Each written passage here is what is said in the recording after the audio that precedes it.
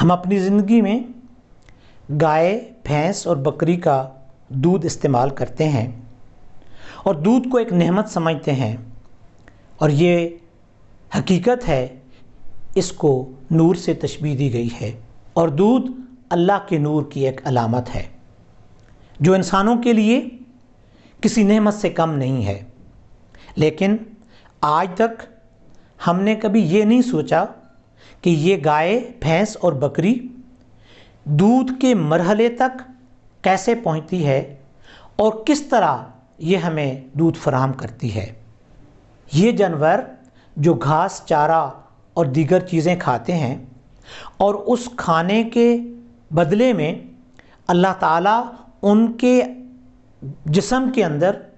اس گھاس سے دودھ کو الگ کر دیتا ہے۔ یہ اس کا نظام ہے کہ وہ اسی گھاس کے اندر سے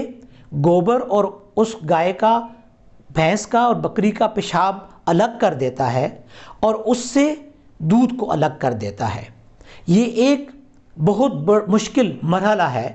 لیکن اللہ کی ذات اسے انجام تک پہنچا دیتی ہے۔ ہم میں سے کسی نے کبھی یہ غور نہیں کیا کہ ایسا کیوں ہوتا ہے۔ وہ بکری، وہ گائے اور وہ بھینس کس طرح ہمیں دودھ کے مرحلے تک لے کر جاتی ہے اور وہ دودھ دیتی ہے۔ یہ ایک حقیقت ہے کہ اللہ کی ذات اس بھینس، گائے اور بکری کو ایک مشکل مرحلے سے گزار کر ہمارے لیے دودھ فراہم کرنے کا ذریعہ بناتی ہے۔ اسی طرح درخت زمین کے اندر سے معدنیات اور پانی لیتے ہیں، اور وہ سورج کی روشنی کے اندر اور ہوا کو شامل کر کے ایک میکانزم کے ذریعے اپنے اندر خوراک بناتے ہیں،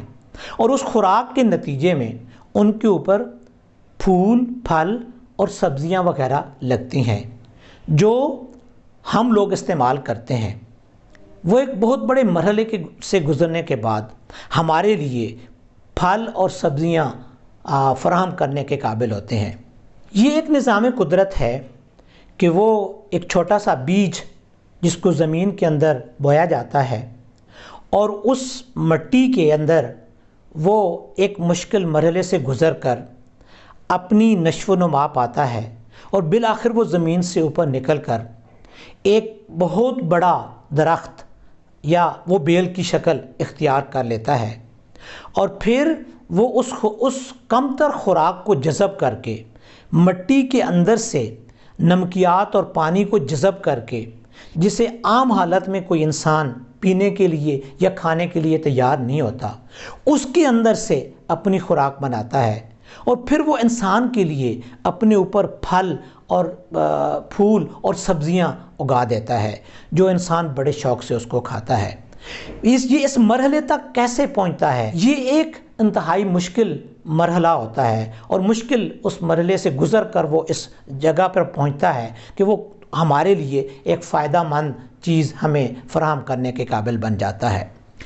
اسی طرح انسان کے لیے بھی ایک سبق ہے کہ جب وہ مشکلات میں سے گزرتا ہے، اللہ کی طرف سے اس کے اوپر کچھ مشکلات آتی ہیں، کچھ پریشانیاں آتی ہیں، کچھ ناموافق حالات آتے ہیں، تو وہ ان سے گھبرا جاتا ہے، اور ان کے گھبرانے کے نتیجے میں وہ اللہ تعالیٰ کا شکر ادا کرنے کے بجائے یہ شکایت کرنا شروع کر دیتا ہے کہ یہ مصیبتیں، یہ پریشانیاں اور یہ ناموافق حالات اسی کے لیے بنائے گئے ہیں۔ لیکن نہیں، اللہ کی قدرت اس کو ان مشکلات سے گزار کر ایک کندن کی شکل اختیار کرنا چاہتی ہے، اور